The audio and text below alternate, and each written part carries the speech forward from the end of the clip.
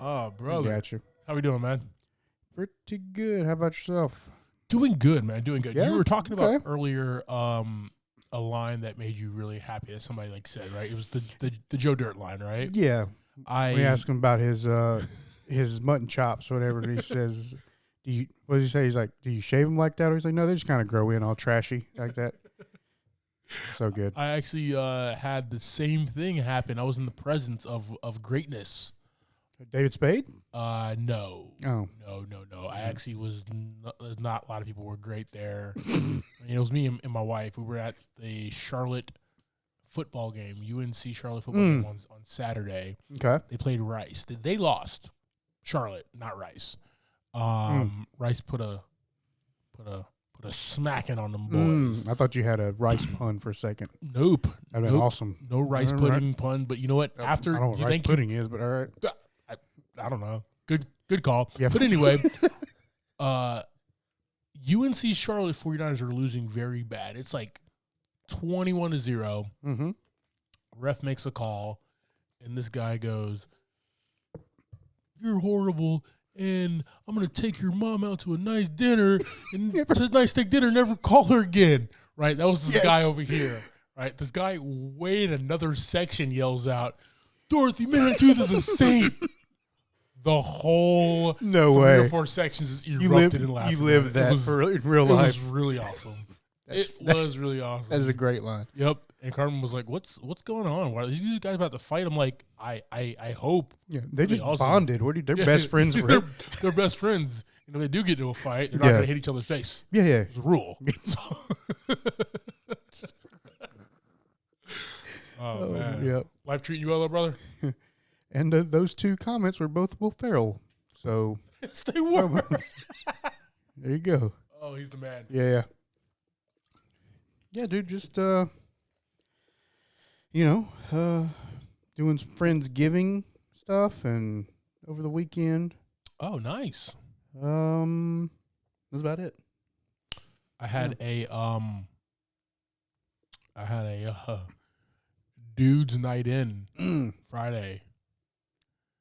All right. You ever seen that meme of like the perfect night for guys, and it's like guys who are laid out in their jammies right in front of the couch, and they have each have a box of pizza. It's basically what we did. It's basically what we did at Darren's house, right? Right. His wife's out of town, so we were like, "Hey, we hang out every Saturday morning. Why don't we just hang out Friday night too? Just make it a whole thing." Over. We slept over. Me and Mitchell had a sleepover. Oh, wow. My wife said, "Why are these 3 40-year-old men, married men, having a sleepover?" And you said, you made your point. Yeah, you made your point. But I was like, we could be out there in these streets. There's no streets I'd be at after. Yeah. Be sleepy. Yeah. So sleepy. But yeah, so we watched Godfather. Yeah, once the street lights come on, it's time to go to sleep. Yeah. Watched The Godfather. All right. Fantastic. Mitchell's never seen it before, so that was his first time. Okay. Darren got a $50 pizza. This pizza is so he's just got like a medium from Domino's. Got 2 smalls. 2 small pizzas from Domino's. $50. $50. The pizza was massive. Pizza Sweet. was humongous, like bigger than your television. And your television is humongous. It was awesome. And then we played Madden and just broed out, man. Drank some Bud Light Platinums. Yeah. Like old times. The aluminum cans? The Platties. Yeah. Yeah, man. Right. So it was a good night. But yeah, man. Pretty solid weekend there. Okay, good deal. Got some news coming out of the world of Sony and Warner Brothers, man. Let's crank it up. All right.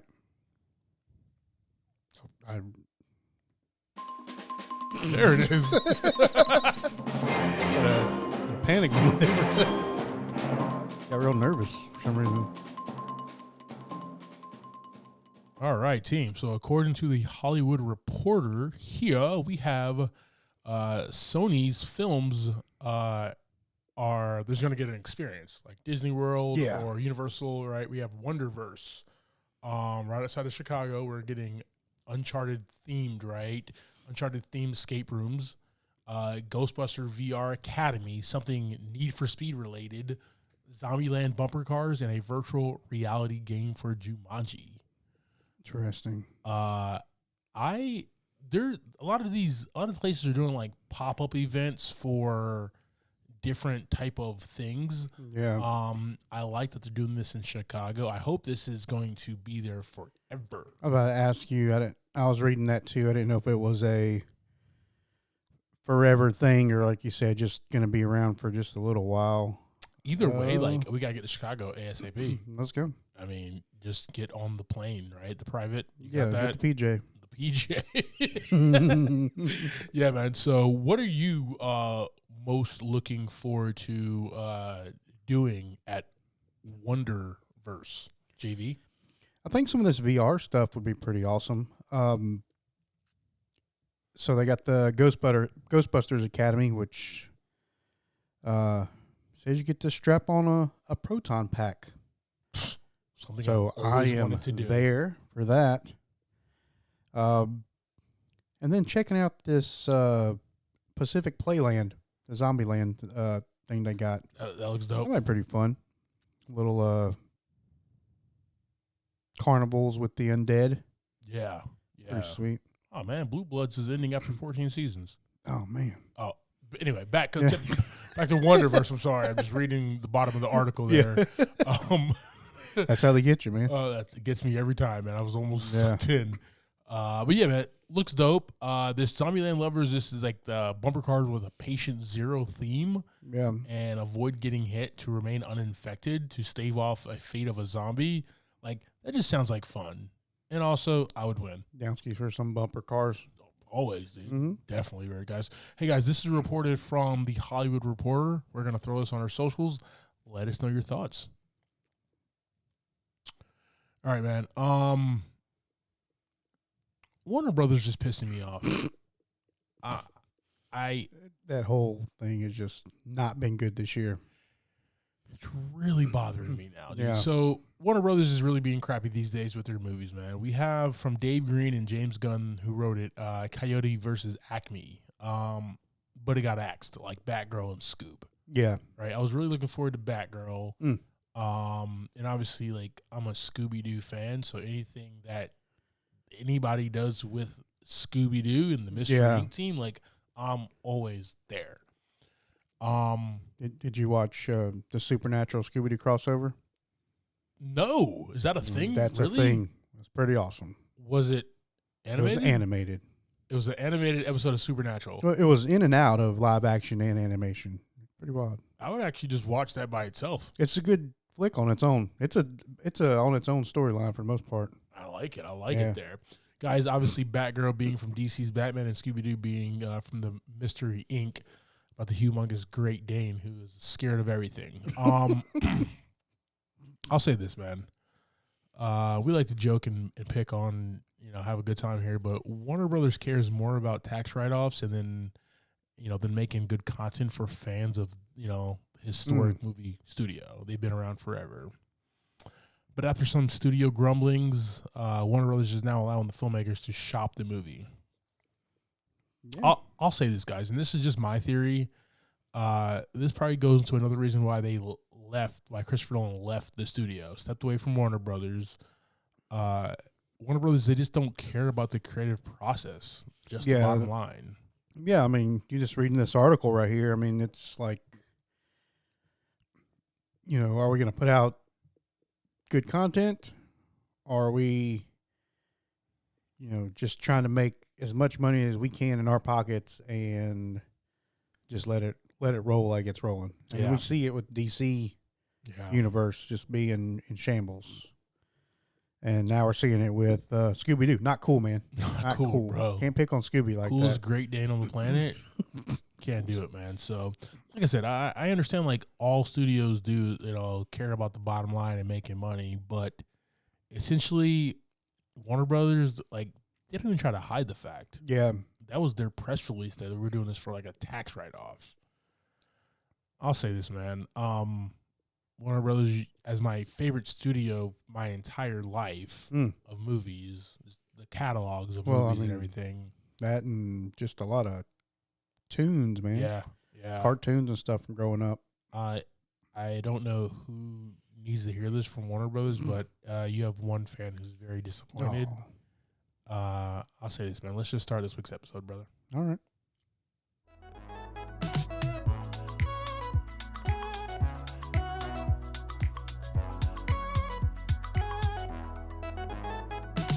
Welcome to this episode of Movie in a Pod. I'm Clyde Smith. And I am Javier Villalobos. On this week's episode, we're discussing the trailers for Madam Web, Dashing Through the Snow.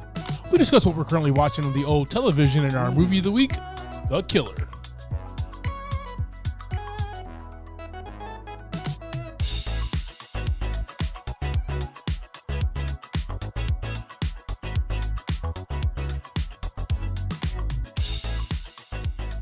All right, team. So we have Sony expanding their Spider-Man universe with Madam Web. Okay. Dakota Johnson stars as the lead. And then we have a Christmas movie with Black Santa and Ludacris. Just all the Spider-Man movies. No Spider-Man. Yeah, that's how we do it. Guys, we're going to... Oh, God, that's hilarious. We got these trailers. We're going to throw these on our socials. We're also going to have these on our YouTube page. Oh. Guys, our link tree in the show notes. Click, like, share, subscribe, all that good stuff. And, yeah, you're going to see Javi's amazing beard. That's his Thanksgiving beard. Oh. Food gets a little stuck, but he saves it for later, guys. Yeah. Trailer starts now. Oh, yeah. She's so strong. She has powers? Hey, come on. Get your stuff. Let's go. Black suit Spider-Man? They can't have Spider-Man. So they have somebody else dressed as Spider-Man. Spider guy. I'm Spider-Boy. Wow. Let's try that again. Okay. Can't die? A Time week traveling? ago, I spent my life racing against time, Glitching? I'm gonna help you out today, okay? trying to save people who were Look at this running out guy. of it. Until one moment changed everything. Welcome back to the land of the living. I don't understand what's happening. Yeah, we I've don't been either. having visions. Yeah. All that did not I knew make he was anything gonna clear. die. I think I'm seeing the future. New York City is a whole new level of crazy these days. What do you want from me?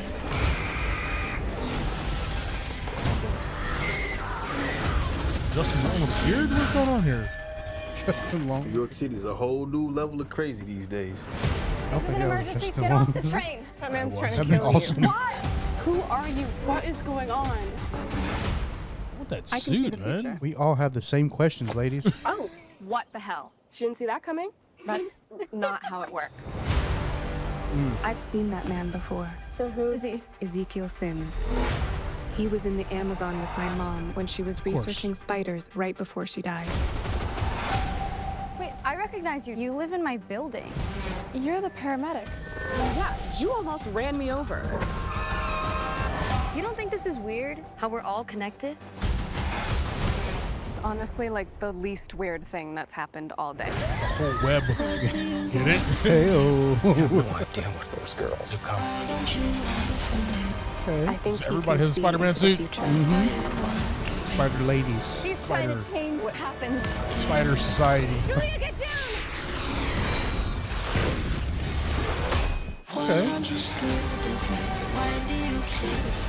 Your future was almost So so she's different. strong, like Spider-Man. If you want to live, It's the only thing we you know have so to trust far. me. Get ready. On the brakes. Now!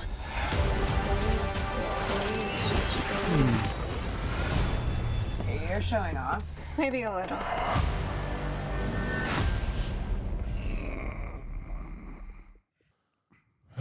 Okay, so guys, according to IMDb here, we got Madam Web. Madam Web tells the standalone origin story of the Marvel Publishing's most enigmatic heroines. This is directed by S.J. Clarkson. starring Dakota Johnson as Madam Web, Sydney Sweeney as Julia Carpenter, Isabel Mercado as Anya Corazon, Emma Roberts as Mary Parker, Adam Scott as Ben Parker. Let's go. Tahar Ezekiel Sims. I'm just trying to see some Adam Scott. We got some Mike Epps in this and Zoe Mahmed as well. Okay. So we got a good cast. Not a good trailer. No, man. And you know what? Like, if they just leave it at this, I will go see it. But I know in old Sony fashion, this is what Sony does. Is that you're so confused by the first trailer. Yeah. The second trailer, they're just going to tell you the exact whole story. The whole story is going to be put the it all out there. Yes. This is how they defeat the bad guy here. Yep. So you're just like, dude, between the trailer 1 and trailer 2, I have seen this entire movie. So, yeah, I mean, we're getting, just like I said earlier, just movie after movie that's like, doesn't ever feel like it's ever leading anywhere. Like, you know what I'm saying? Like every movie that's come by in this little universe here is like just one off after one off, or except for like Venom, but even that, each movie is like its own movie. Yeah. But, you know, so I guess it does say is what it is, I guess. Underneath, meanwhile, in another universe, and a switch from the typical genre, Madam Web tells the standalone story of the Marvel's Magnet Heroes. The thriller stars Dakota Johnson as a paramedic in Manhattan who may have clairvoyant abilities, forced to confront relations about her past, and forges a relationship with 3 young women destined for powerful futures. They can also fire a deadly present. That's from Sony. Yeah. Cool. With those on our socials. Yeah. Guys, let us know your thoughts about the Dakota Johnson-led Madam Web flick. Yeah. You know, when this was first announced, my first thought was, why? Why do we need this? That's what I'm saying. Like, every time it's like in another universe, in this other universe, in that universe, this thing's happening. But in this other universe, this other movie's going to happen. And in this other universe over here, this other movie happens. You know, because like we just got finished with Spider-Man in a world where everything was magical and he went to space and time came and we had different Spider-Mans come and different from different movies and everything. It's done. Like the way No Way Home ends is that we're getting a more street level, back to basics type Spider-Man. Yeah. In Tom Holland's next trilogy. What are we doing with this whole Spider-Verse? Yeah. If there's so many different, are they not going to be connected? Like what's going on here? I must know. Yeah, that's what I'm saying. Like we got a little clip with Venom, with Tom Hardy's Venom, in the Spider-Man.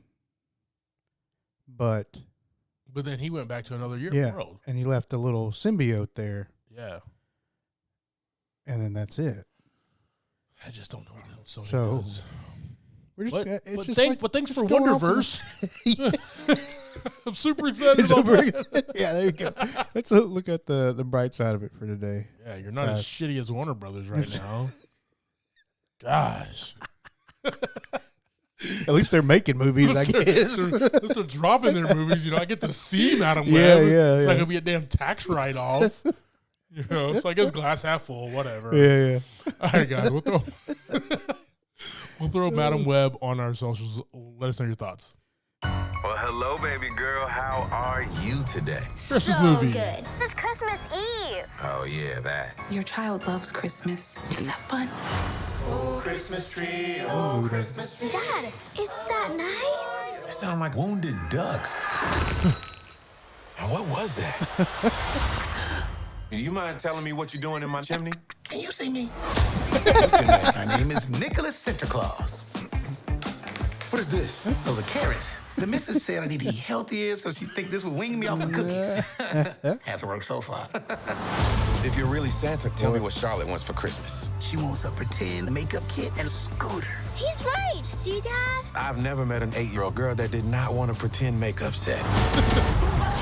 Man, who are they? It looks like a snowman and an elf. Oh, no. Tuesday at my house. Oh, no. And a dash. What is going on? Those bad guys are after my naughty and nice list, but I got some associates here. Eddie's a non-believer. Okay. Really? This actually Oh, looks kinda cool. claustrophobic. I'm sorry, what? Claustrophobic. Fear of Santa Claus. That's ludicrous. You don't believe, but I have to deliver Christmas gifts tonight. Dad, we need to help him. Where are you guys? We're at Santa Claus, and he sweats glitter, and there's these people, and they aren't actually elves. Bring my child. Why not show have a white beard? I dyed it. If I want to look younger, I deserve that. How can these two outfox us? Outrun us? All I want to do is have you start believing again. What you about to witness is a sleigh being pulled by 8 beautiful reindeer. It's mispaired to Bluetooth. Who do you work for? Some people think I work for Mother Nature or Father Time. Recently, everybody thinks I work for Beyonce. But no, every married man will understand it. I work for Mrs. Claus. All right, team. So we have Dashing Through the Snow. According to IMDb, we have a divorced social worker takes his daughter on a ride along with him on Christmas Eve. Starring Lil Ray Howery as Nick, Ludacris as Eddie Garrick, Madison Sky as Charlotte, Tiana Paris as Allison, and a bunch of other people as well. JV, give me your thoughts, brother. I mean, kicked off really funny. Fire. Yeah. Ludacris is an actor for me that's always been like, really walks the line of like not being an awesome actor, but being like good enough to make you laugh still. I agree with you. You know, right it's there, like, man. like watching the trailer, I'm like, you know, he's not an awesome actor, but he just has a decent delivery when he makes some comedy. He gets the job done. Yeah. And I really enjoy that about him, man. A lot of good people in this flick, man, that I'm really excited to see here, right? We have Oscar Nunez, Ravi Patel, we have Marilyn, I can't ever pronounce your last name, but I also saw my man E from Entourage, Eric Murphy. Kevin Connolly is in this movie, so I saw him as well. So that's exciting, man. This looks dope. This is one of those flicks that, you know, whenever it drops, curl up, post up, just laugh your ass off and have a good time, man.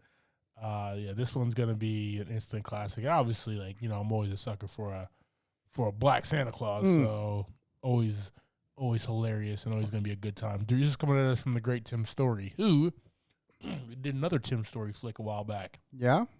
Ready for this? Which one was it? Tom and Jerry. Nice. Brought us Tom and Jerry a few years ago, man. Nice. So, hey guys, with us on our socials, let us know your thoughts about Dashing Through the Snow. All right, JV. Mm-hmm. What you watching nowadays, man? Outside of our weekly movies. Oh, dude. I crushed Star Wars, the Clone Wars series, and Rebels. Pretty caught up on what's going on. So when that Dave Filoni movie drops, you're going to know exactly what's going on. It was a long haul, man, but I got it done. It was all about the space whales. I had to figure it out. I learned a lot about space whales. So many questions about space whales. So many. They were all answered. Every one of them. Nice. No, they were actually really good series. Like, it really brings you that connection of all the movies and all the shows that have been coming out. Okay. It fills in all those blanks. Like with Ahsoka, the Rebels ends like literally right where Sabine's story starts. Kind of dope. So like leading up to that, you know, we're both like, okay, Ahsoka's there. What's going on? Why are they going after this person? Mm-hmm. That answers every single question we had. Gotcha. Other than that, Should have just spent 10 years watching Clone Wars and Rebels. Yeah, that's all you need. All I need know to the answers to everything. The key. What else are you watching, sir? I recently got back on Hulu. Oh, nice. So I was watching some New Girl. Oh, classic. Started watching Futurama again too. Ooh. Yeah, I ain't really watched that in a while. But just catching up on some shows like that. Good stuff. Yeah. What about you? What you been crushing? Yeah, man. For All Mankind is back for their final season. Nice. This is one of the flagship shows on Apple TV Plus, and it's about what happens if we actually do make it to not only the moon but Mars, and then beyond, right? So nice. And every season has been a different decade. So we're in the 60s, we're in the 70s, we're in the 80s, we're in the 90s, right? In the 2000s, now we're in the 2010s, and this show just keeps on getting better and better. Where there's still characters from the 60s that was 18, 19, 20 years old, right? Yeah. Flyboy that are now old men. That's pretty awesome. We're seeing in there, right? Joel Kinnaman is the lead anchor of the entire series, and just seeing him and all these other characters as well, and their stories on how they're just this ultimate space race and what they're trying to do. So it's fun, man. I've been rocking out with this show since day one. Okay, cool. Highly recommend. Just watch everything for All Mankind. Just a great written show. Also, I just kind of hang out on Apple TV Plus, man. It's kind of my home. Okay. Monarch: Legacy of Monsters. I was looking forward to this. This has Wyatt Russell and Kurt Russell, nice, as the leads, but they're actually, which blew my mind, not playing father and son. Mm-hmm. They're actually playing the same character. Yeah, old and new. Right. I remember reading about that. I did not read about that. Oh, okay. I knew they both were going to be there, but I was like, I just assumed oh yeah, cool. They're going to do a father and son thing, but like that. But like one plays Lee Shaw, the character from the past, plays Lee Shaw in the present. Yeah, I think I just saw a quick interview asking them how that was playing the same person. Yeah, from different ages. But with those two actors, gotta be amazing. Yeah, man, it has been really fun. Only 2 episodes have dropped. We're definitely got some monsters. Let's go. And we're definitely getting some conspiracy theories about what's going on with the technology and everything. Okay. 2 episodes in, I'm fascinated. I'm hooked. What's it based around? Monarch, Godzilla, all that stuff. Oh, okay, yeah. Gotcha. So remember in Kong Skull Island, the team who John Goodman worked for, and it was Monarch. That's what this is. Oh, okay, I got you. Yeah, sweet. Yeah, so we're gonna get. There's already been a Godzilla has already been in the background. Oh, in 2 episodes, you didn't see the big the lizard guy, but there's been shelters you have to go in. Remember, from the first movie or second movie, you got to go into shelter when Godzilla comes up, or whatever. Yeah. So they heard him. Everybody rushed to the different shelters in Tokyo. So he's definitely there in the background. I'm excited for this, man. This looks dope. It's got a really good cast. Yeah. It's definitely enticing, guys. So for me, our movie of the week comes from Netflix. Obviously, Hulu has some good drops every now and then. Amazon Prime with Invincible, watching that as well. Yeah. And obviously The Boys and all that stuff there, but Apple TV Plus, man, has been on it when it comes to their shows. Now, they've been dropping a lot. They've been dropping some really good content. I did go see Killers of the Flower Moon a few weeks ago. I know we didn't talk about it on here, but that's also an Apple TV produced movie. Yeah. So you went and camped out the movie theater overnight to watch that whole thing? It was 3.5. I said, give me mainline caffeine, please. Gosh, please. But you didn't. But you didn't. But it was so long. But it was one of those where you didn't feel like it was so long because the story kept on going and moving. So basically what I'm trying to say is Apple TV Plus is just, awesome with the tech, awesome with the software, awesome with the content as well, guys. Yeah. They are doing it. So I'm also going to watch Charlie Brown Thanksgiving on Apple TV Plus in a couple days. Of course. Because this pod drops on Thanksgiving. So, yeah, guys, happy Thanksgiving. Oh, thank you. Yes. Happy Thanksgiving to you too, sir. And all of our listeners, enjoy your turkey day. The one thing I do hate about that Charlie Brown Thanksgiving is that when they do the Thanksgiving, the black kid is on the side of the table by himself. I always thought that was hilarious. I've never noticed that. Watch it. I'm going to watch out for some racism, and that's it. It's like, I'm not even mad. It's just so blatant right there. I'm actually bold. Actually, a bold statement. All right. Gosh. Man. All right, guys. So that's what we're watching, guys. Let us know in the comments. We'll drop these IMDb links to all of our shows that we're currently watching, guys. Enjoy it and let us know what you're watching as well.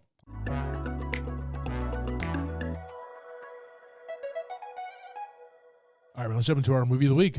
Alrighty. All right, team. So we have The Killer. This premiered on November 10th. This one is directed by the great David Fincher and written by Andrew Kevin Walker. This was a Netflix drop, so no budget information. But it says it's grossed $362,113. Yeah. In box office. So I don't know if that's a good number for it or not, because I don't know what to compare it to. I'm gonna say that's a really good number. All right. For this type of film. All right. Starting this, we have Michael Fassbender as the killer. And that's basically it, right? Yeah, pretty much. That's where I was going to stop, actually. I was actually going to say him. And hit it with a little quip there, but you got it. So you took that from me. That's fine. That's fine. Good deal, man. Go ahead. Go ahead and give us that quick synopsis, brother. A professional assassin makes a mistake and takes out the wrong mark, and he gets targeted himself. He finds all that are involved in this plot twist using his very special set of skills. Yes. And he learned everything from Liam Neeson. Mm-hmm. Taken. Mm-hmm. All right, brother. Let's start at the top here. We got Michael Fassbender as the killer. I love this. So, first and foremost, we don't get his name. No information. We get so many aliases. They made a very good point of pointing that out the whole movie. It's so many aliases, right? Every time he gets on a flight, he's somebody else. Mm-hmm. I love that. But he's just known as the killer, professional assassin. And he lives at first when we meet this guy, he's doing that very long, almost 20-minute monologue. Yeah. Like nonstop in his head. Up until the point where, he misses the mark. Yeah. Right. And then after that, we get some beats of what it's about. But just the personality of Michael Fassbender's character is very methodical, very just very clean individual in everything that he does, right? And every move that he makes, it's because of he's trying to not leave a trace. Right. Really enjoyed that. The one thing that was weird for me, especially in that first scene, is why do you keep putting your sniper rifle together and taking it apart? He did that a few times. Yeah, he's got to practice, man. Practice putting it why? I would just have it out. See this mic stand? It stays here. I don't. Why you're not a professional assassin? I'm a professional podcaster. The worst assassin. You just walk around with your gun put together all day. Yeah. I don't think it was part of that methodical. I think so too. Yeah. Step by step process he does through the whole movie. It's the same cadence in his head, the same kind of monologue. It's always stick to the plan. Don't trust anybody. And those things over and over. And probably the same thing with that physical part of his personality as well. I think so. I think you are right there, man. But I just love that we got so much character development in such a it's not a little bit of time. We spend a lot of time in that WeWork office building that's been abandoned, right? We get so much time and we understand him. We don't know everything about him. We don't know who employs him. We don't know if he cares about anybody. We assume that he doesn't have a life outside of this, right? And that's where things get a little shaky as well. But he's basically our one character, guys, and he misses his mark. He calls the guy that employs him. I think that was the handler, the lawyer, Charles Parnell, the lawyer. Yeah. So he calls the lawyer. The lawyer's like, "You're burned. You got to get out of there," or whatever. And I love the next part where he's just like, "I have to get out of here. Yeah, I got to get out of this situation." And everything that he does, once again, it's that methodical, it's that thought out, it's that every little thing that he does matters. Yeah, he's like getting rid of parts of his rifle and just spreading the evidence everywhere, right? Yes.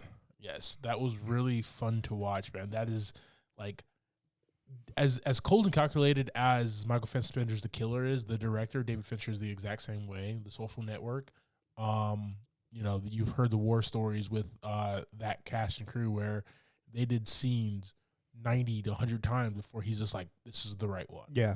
Right. So him taking that approach into this movie and showing that in every scene, like how many times did Michael Fassbender have to do that sleep scene to make sure it was right? You know what I mean? Right. Like, but that also played into and probably helped out develop and make him understand this character. Yeah. And it's kind of like a lot of stuff we see Michael in is very artist friendly kind of thing. Yes. Like it's an art piece. It's not just another movie. Correct. And that's what I felt for this one too. It's like, it's an art piece. It's him, really, really performing. Very true. And performing a lot of different ways. Agreed. Throughout the movie. Agreed, man. I love that how he used when he goes on his globe-trotting revenge. Yeah. For being burned and then being sought after and everything. A lot of just like household or Amazon bought stuff that he can, or from the local stuff that he just got, where like that's kind of scary, right? That people can infiltrate your home or get to you in a very easy way. Yeah, I mean, I guess if you are smart enough to make these things happen, right? Like, I mean, obviously he's a professional, so if he knows if he gets in a position to where he's not just able to do whatever, then he's got to be able to survive. True. But like I said, I imagine that's how people break into houses all the time. This movie is the blueprint. Yeah. Right here. Yeah, I mean, it's kind of scary. let it out. All right, man. So there are actually a couple other people in this movie here. Tilda Swinton as the expert, a fellow assassin living in New York. I liked her character here, as short as it was that we got with her. She does play a huge role in changing who the killer is, right? This cold, calculated person. That monologue, that conversation that they have at the restaurant is important into maybe he doesn't need to do this for the rest of his life. Yeah. Maybe this is not the only thing that he can do. Maybe he can have a important relationship in his life. And she kind of helps him out, even though that she is the villain in his eyes. Yeah. She actually moves his character arc forward. And that's kind of like the same thing that the lawyer says too, the handler. He's like, you got the money, just bye, go away. Go away. Yeah, just go away. You got plenty of money. What are you doing? Yeah. We have what is it here? Where's my man at? Oh yeah. Sala Baker as the Brute, an assassin who lives in Florida.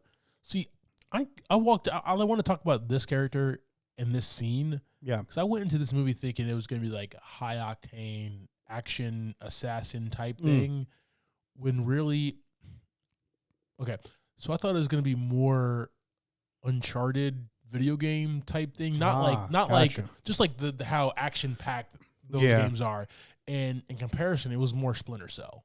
I don't know if you ever played those games where it was more quiet, methodical, solo, inner thoughts, right? I got to wait for my specific time. Yeah. But we have this scene.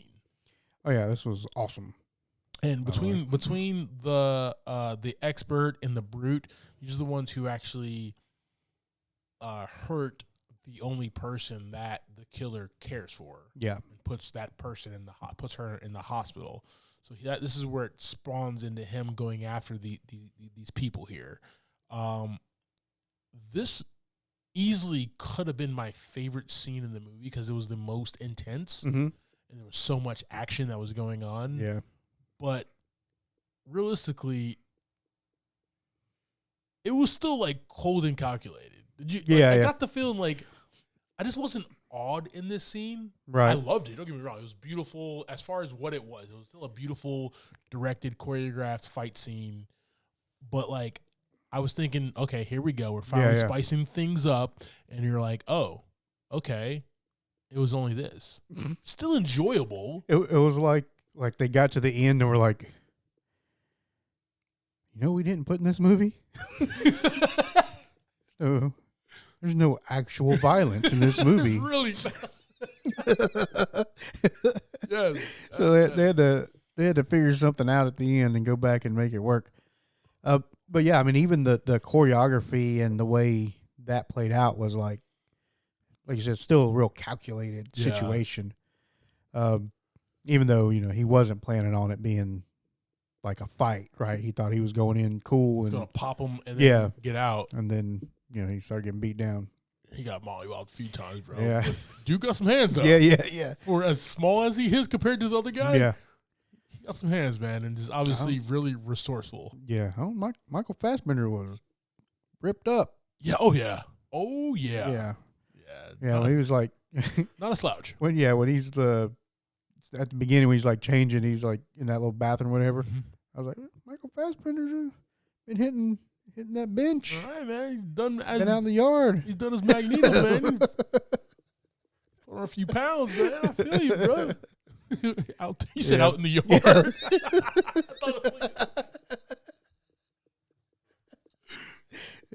Oh, man. All right. So another person, Charles Parnell, is the lawyer. We talked about him a little while ago. He's the killer's handler, posing as a lawyer. But with him, he's the guy who has all the intel, all the information. So it's important for the killer to get to the lawyer to understand who attacked his girlfriend. Yeah. At their home in the Dominican. So he goes there, kills him, and then really like the conversation with the office administrator, Dolores. Yeah. Right? Very, very melancholy, but at the same exact time, it was, hey, I know you're going to kill me. I know you have no other choice but to kill me. That's your job. Yeah. But can you think about my family for a little bit? And he like considers it and actually like does it. I thought it was really weird. Like that was the turning point. It was one of the turning points in his character arc, right? Yeah. From that humongous monologue that we got in the beginning, we turn around and then we get this guy and he's like, all right, he's kind of softening up a little bit here, starting with this lady who he still has to kill, but her boys are going to be okay. Yeah. In the long run here. The last one is Arliss Howard, the client. Claiborne is a billionaire businessman. So he's the one who ordered the hit originally in the first scene that the killer messes up. And then through exposition at the end, we understand that the lawyer was like, hey, do you want insurance? Yeah. And insurance means we'll just clean it up. Yeah. Didn't really know what that meant, but he's like, yeah, $250K here. Clean it up. But like, that's how much it cost? Right? Right. You're a billionaire. Well, I mean, no telling how much the hit cost. $250K to take out one of your top assassins. Was that just the insurance? That was just the insurance cost, right? We didn't find out like the actual hit cost. No, we did not. Yeah, that's what I was thinking. Unless it was like written down somewhere, I don't remember it. Yeah, but it was never stated. Yeah, I mean, that doesn't seem like a bad price to try to clean up the mess. I mean, Claiborne was like, "Man, let me get this out of my pocket Yeah. right now, bro. Yeah, I got that in my. Get this, let me get this change out of my pocket, bro." Yeah, but he didn't know. Yeah. So let's talk about those are the characters, guys. Yeah. Let's talk about the sets and the music here. Anything dealing with a David Fincher movie, it's going to be dark. You're going to get dark grays. You're going to get those dark navy blues in every scene. That's kind of the vibe. And that is even the vibe from the movie poster itself, right? Even with that like bucket hat he has on in the it was kind of a weird poster. Yeah, it's kind of off-putting, to say the least. But I think that's what the vibe is, right? Like, be afraid of this weird-looking, looks approachable, right? Because he looks like a German. Like I think he said something like the vibe is like a German who is on like vacation. Yeah, it's like a tourist kind of thing, right? But with the gun literally facing us, it's like, all right, this guy's approachable, but nope, not with that thing, not with that barrel looking down my eyeball. Yeah, it's not good. Yeah, man, but I love the WeWork building. That was just a really cool setup, and that we spent so much time there, right?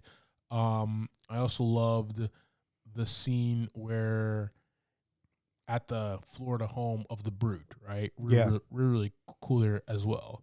But like just him globetrotting through like South America and Dominican, man, like that was really a vibe right there, man. How he's trying to understand, and he has to get to the taxi driver and then understand what is going on, who he needs to contact and everything. Like every set piece, man, was just like that's like the word of this movie, man. Yeah. Everything he did was very methodical, was very planned out, was very calculated, was very cold for him to get to the next piece on how he gets his revenge, man. And that's what the sets looked like, excuse me. Oh, yeah.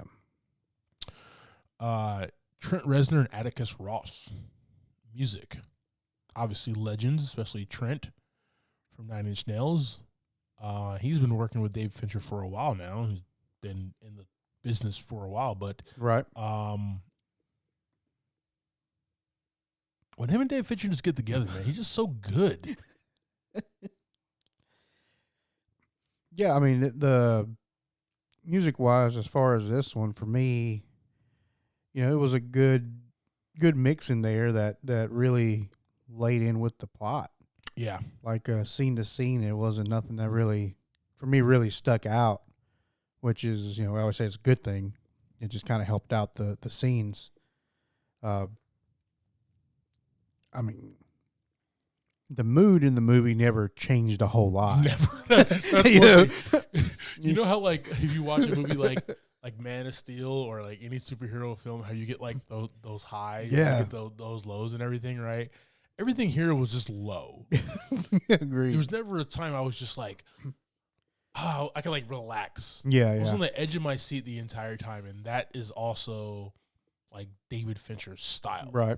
You're on the edge of your seat. You don't know what the hell's going to happen to this guy next. And like with the music, there was just times where like nothing happened, right? He's waiting for something to happen. Yeah. How he literally, when he's at the hotel and he asked them to like drop off the room service or whatever, and then he puts like the cup in the plate and then goes to sleep, and he like sits down. That's it. Okay. Like I'm waiting for an action scene to pop off next, a shootout or something. I was like, that's a pretty good idea. Let's see what happens. Yeah. What's the little pan gonna do? Is the glass landing on the pan? And it's gonna break and shatter, and he's gonna hear it. We don't know that. We don't know if it worked. We don't know if he killed anybody in that scene. So many questions. Looks like that, and just the the scene, the same thing kind of happened at the beginning when he's in the office area, right? Mm-hmm. And he's talking this long monologue, and he's looking out the window, watching what's going on, and then he just wakes up and it's morning. Yeah. Or when they dropped off the mail in the office, Yeah. and he had the sniper rifle like waiting behind the door, and you're like, all right, he's gonna have to take somebody out, and they just kind of drop the mail off and go out. It's just like that's purposely done by David Fincher to piss us off, but it's like hold our attention. Yep. Because the music is just like tense the entire time. You're just like, oh, he's gonna have to kill somebody right now. This movie's called literally The Killer. So and he does it the opposite too, like the taxi driver. Like when they're sitting there talking in the car, you're like, all right, he's gonna let this guy go. He ain't got nothing. And the music was super, just like the music is tense the entire movie. Yeah. This is one of those scenes where like, all right, we got some exposition, we got some understanding, we got his next lead and what he needs to do. He's gonna let this driver go. Yeah. Nope. Not at all. But you saw right before we're word vomiting this entire movie, guys, and I apologize. It's so good though, and you can watch it over and over again and still not get everything. Like he says, like pull over here, and you see the Jeep that he's been driving in. But you don't really like unless you like notice it. It's not there because you're focusing on the taxi. So he was going to kill him regardless. Oh yeah, he was gone. Gosh, man, yeah. Leave trust nobody, and what do you say? Leave no witnesses. Leave no witnesses. And what was the other one I like? He's like, if you don't want him to solve the puzzle, then you just take a piece of the puzzle. Yeah, something like that. So he's just like dragging the body out. All right, team. So let's talk about a theme, man.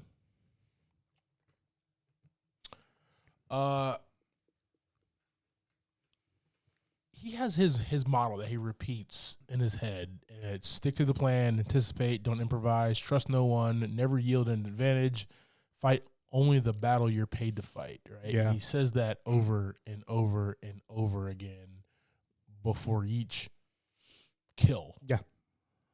Where he goes into that, right? But you can see that it starts stripping, right? His motto, his mantra starts kind of stripping away, right? Where stick to your plan. His plan was just to kill that mark in the beginning and just, enjoy the rest of go back to the Dominican with his girl and have a good time, right? Mm-hmm. Anticipate, don't improvise. Yeah, I don't think you anticipated how big the brute was actually gonna be, right? Yeah, that didn't work out well. Humongous, right? Trust no one. The Tilda Swinton's character, the expert, was gonna kill him, right? She like tripped and was gonna kill him there. Never yield an advantage. He kind of did that with. He kind of did it a few times, like the lawyer and even the taxi driver he did that with, but even fight only the battle you're paid to fight. When he's at the big boss, right, the billionaire, I think he understands fully that like his mantra is shit. I feel like this is just a deconstruction of everything that he believes in is what this exact movie is, this voyage. Yeah, and I think up to this point, everything's gone well though. Yeah. Yes. Like his mantra has worked for him up to this point, and then now he's in a situation where he's got to, this has never happened before. So got to figure out he's got to deviate from the plan sometimes. Oh yeah. Yeah.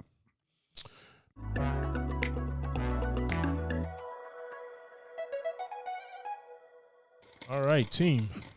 That is our conversation about 2023's David Fincher's The Killer. JV, your thoughts and ratings on this movie, brother? Yeah, this is going to get 3 out of 5 buckets for me this week. Nice. Wasn't sure what to expect out of this movie. Mm-hmm. The trailer, when we watched the trailer, made you think, like we talked about, it's going to be a lot more action, a lot more stuff going on. But it turned out to be, honestly, what we should have expected from Michael Fassbender. Yeah, as an actor. True. He, we got like Magneto from him. And after that, it's more artistic stuff. Agreed. And this was the same thing. I mean, his monologues and his acting and everything. This one was very artistic style, which he does well. Yeah, man. I enjoyed that. I enjoyed, the little bit of action we got. Fight scene was pretty awesome. But just overall, like, you're still left with him as a mystery, like him as a person, other than like there's this woman that is his girlfriend. That's about all you really know. Yeah. We know nothing else. Don't know his name or nothing, which was pretty awesome. I thought it was pretty cool to end the movie like, okay, well, here we are, and thanks. Yeah. You know what I'm saying? Like, awesome movie. So 3 out of $5 for me. What about you? Good stuff, man. Yeah, this one's gonna get 4 buckets of popcorn from me. Nice. I'm a big David Fincher fan. I've seen every one of David Fincher's movies except Mank, which I will probably watch before the end of this week. I don't know why that one slipped me, but I'll definitely watch that. The beautiful thing about David Fincher, man, is like he makes these movies. He's the guy behind the camera, but you know and feel a David Fincher movie when you're watching it, right? There is no doubt in your mind when you see a David Fincher film. Almost like when you're watching a Christopher Nolan film, like it's just, this is their style. This is how they will make a movie. This is him. What I love about this and why I give it 4 stars, 4 buckets of popcorn, excuse me, smack me in the face, bro, is the fact you take this one man and you take him on this long journey of revenge, but also deconstructing his entire way of life. Yeah.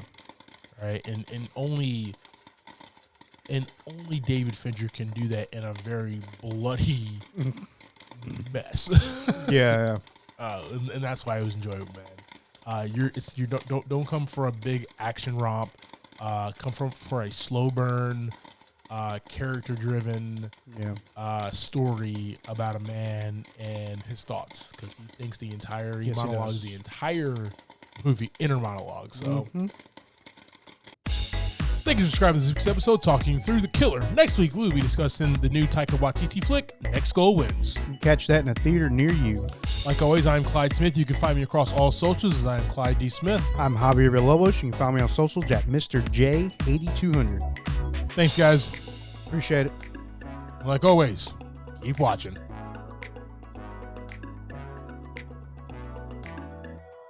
And we're out.